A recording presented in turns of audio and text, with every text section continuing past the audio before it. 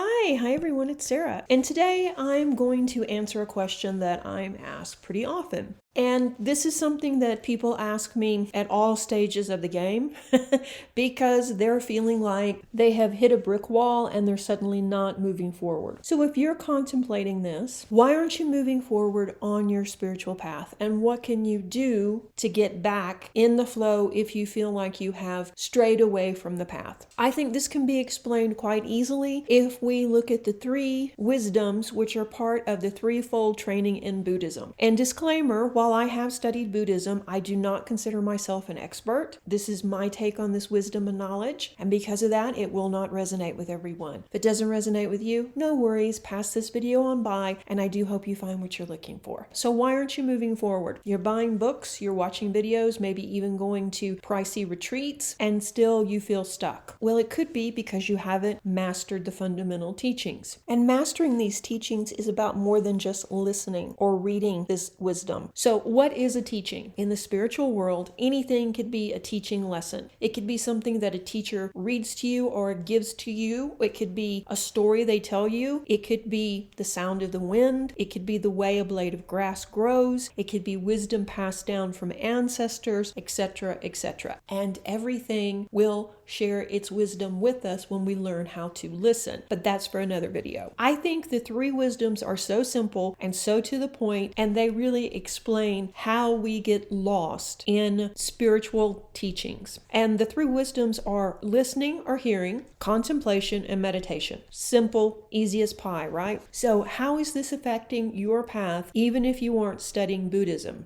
No matter what path you're on, this is a hurdle we must all deal with. We hear teachings, maybe from a mentor, teacher, or perhaps something we read in a book or watched in a video, and we hear the lessons and the wisdom. These are all forms of study, and this is probably something that really sparks joy within you. You're excited to learn and to know more, excited to find answers to questions that you've wrestled with, which are coming forward now, and you're 100% committed to learning all you can, which is great. At this point, you're a sponge. You can't get enough information. You can't spend enough time with the teacher. You can't take enough classes. You can't read enough books. But somewhere along the way, you get distracted. This usually happens because we're collecting teachings and not contemplating them. See, step number 2. A good teacher will tell you not to believe what they're saying simply because they're saying it. And they will encourage you to dig deeper, research, and contemplate the deeper meaning. Then apply all that you've learned to yourself. Does this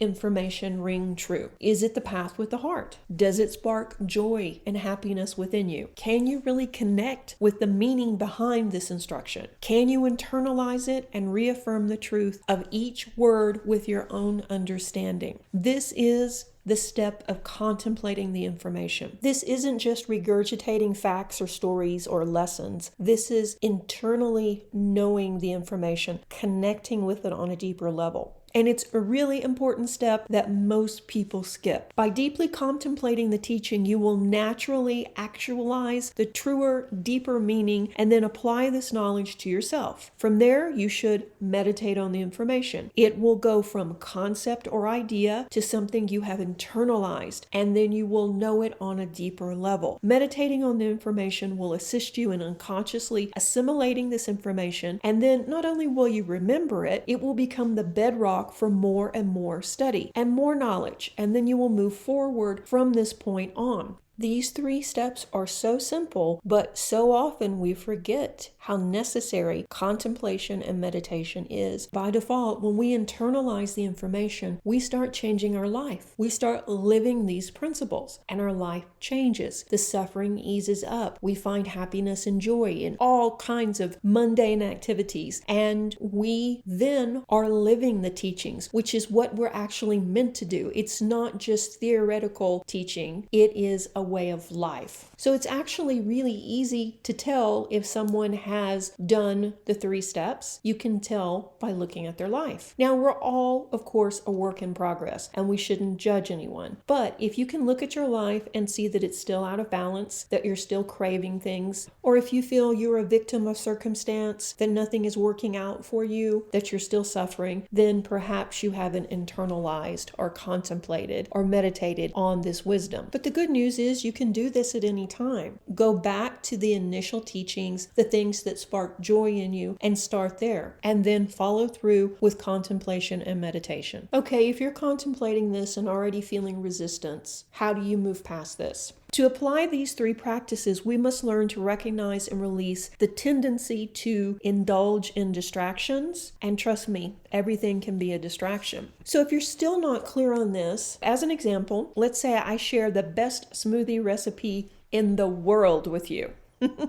You're excited to create this healthy vegan dish. You study the ingredient list and then you decide you will make it this weekend. In the meantime, you get busy with work and life, and the weekend comes and goes and you've forgotten about the smoothie. Okay, it's not a big deal. So no worries, you find it in an email later on, 2-3 weeks later, and you read it again and you get excited again because you really want to try this. You really want to eat healthy. You really want to impress your family. And it seems so easy. Then you talk yourself out of trying it because you don't know if your inexpensive blender will work, which, by the way, it will. So rather than attempt it, you've already given up on the idea. You still have the information of how to make the smoothie, but that's as far as it went. So quickly you will forget the ingredient list and even forget that you possess the recipe. It will just evaporate and be gone. And that's what I see happening most often with students on the spiritual path. They will be excited about the teachings, about the wisdom, and then they will not take it any further. They will not contemplate it. They will not meditate on it. They will just soak it up and then rush on to the next thing without ever mastering the information. There's no foundation to build on because they haven't internalized the wisdom. So that's why if you want to move forward, you must become more focused and disciplined. And this is true especially in the beginning, but actually at any time along the path, especially during meditation. If you find resistance, then don't stop, but rather explore that. Why are you resistant on meditation or contemplation? What's behind that? Keep going until you resolve that problem, and then you can contemplate the information and you can meditate on the lessons you're learning. And then you're almost guaranteed to move forward. So all 3 steps are critical if you do want to continue on the spiritual path. I'd love to know your take on this. Do you have issues with contemplation and meditation? And how do you resolve this? Please let me know in the comments section below. And if this video resonated with you, why not consider subscribing? Speak to you soon. Reiki blessings. Bye-bye.